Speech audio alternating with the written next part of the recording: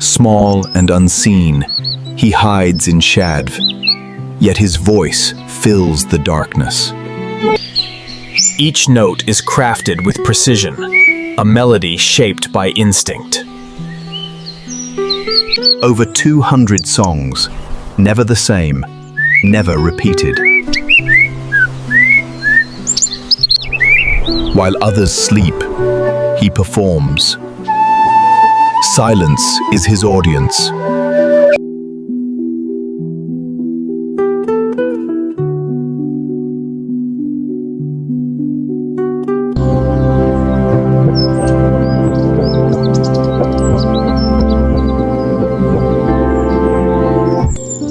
As morning arims, his final notes fade into the waking world. He sings to claim his ground, to call a mate, to announce his presence to the night.